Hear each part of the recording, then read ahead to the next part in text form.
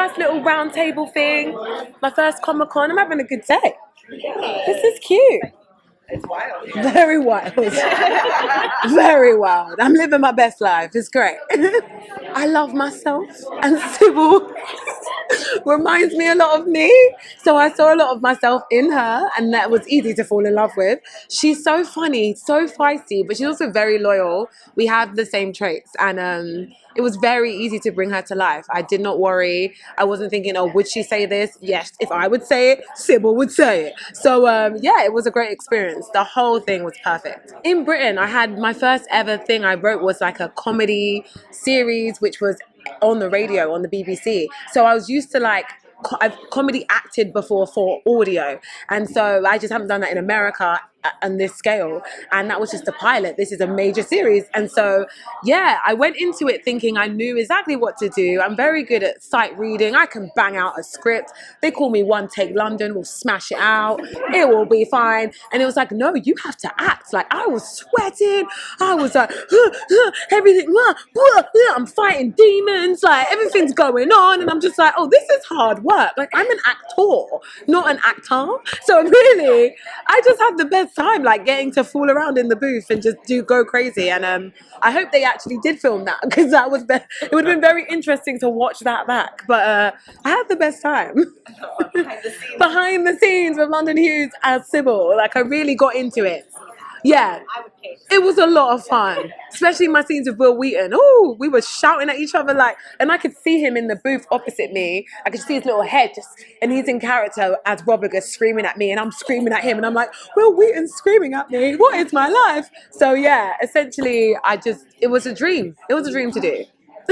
No, a lot of the cast I have still not met, but it was mainly me and Felicia together, and then Felicia would read in the parts of other people and the parts of herself. So sometimes she'd be being Laurel, her character, then she'd be Robigus, Will Wheaton's character, and then for some major scenes it'd be me and Will, and for some other scenes it'd be me, Felicia, and Lily.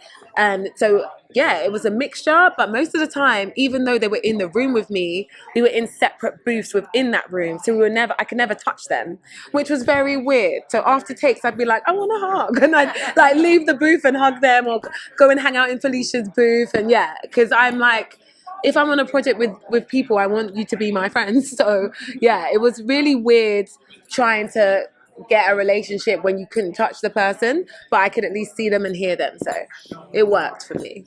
Oh God, an emotionally intelligent man. That would be great. I would love that. Emotionally intelligent, emotionally available, just a nice, good-looking man, a nice husband for me. That would be the supernatural creature I want on Earth. It doesn't exist right now. So yes, that's what I'm looking for.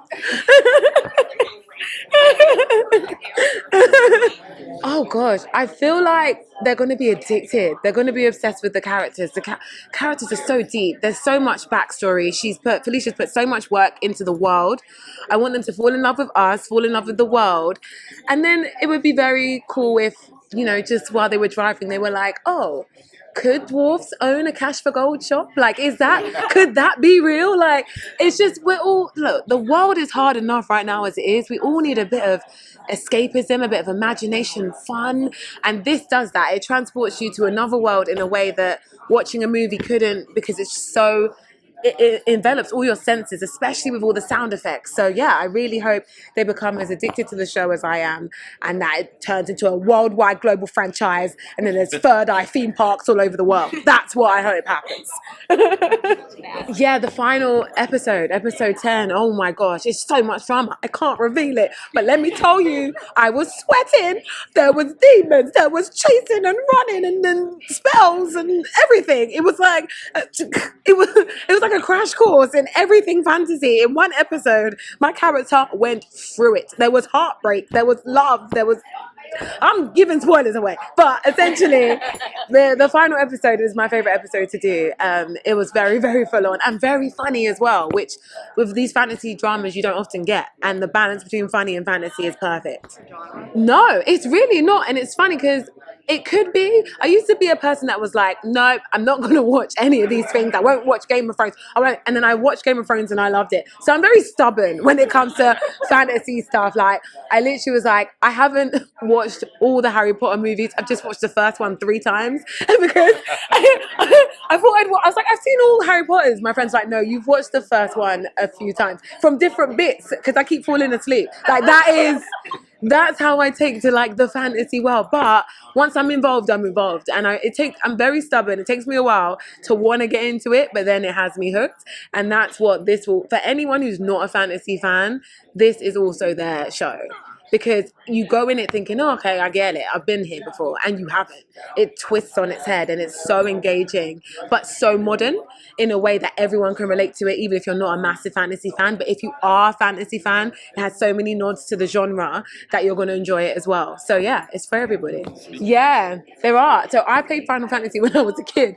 And I remember that I had a very funny line about it, but I didn't quite get it. And Felicia had to explain it to me. But essentially, Felicia's so good at combining the modern pop culture references in this fantasy world because it's set now, so it's modern day. So essentially, yeah, expect to mix the weird world of like dwarfs and stuff with like the Kardashians, because that is that is literally, I mean, the dwarfs are like Kardashians in a way anyway, but yes, they mix together.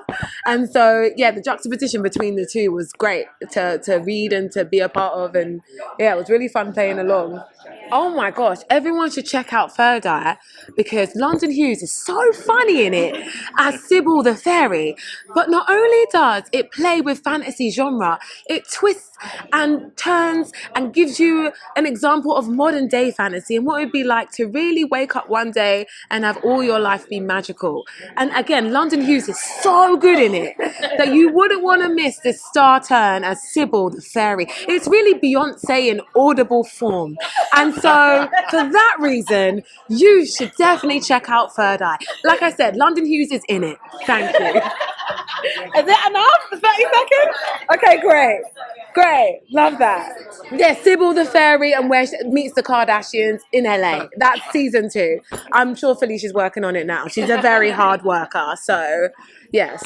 But it was a lot of fun. It was so much fun to do. As you can see, I'm Sybil the Fairy. Yeah. Oh God, I didn't need to because she's such a good writer. But yeah, because I'm British, she'd write things that are Americanized, and I got to make them British. Like I might be drinking a cup of tea instead of a can of beer or whatever, you know. So little things like that, and just adding my comedy je ne sais quoi to the lines, and just ad-libbing some stuff and improvising some stuff, and like my tone, like the way I say things, my tone, I could play around with that. Yeah, she really let me make it my own, and so did Jonah, our director. It was a great process. It's a lot of fun.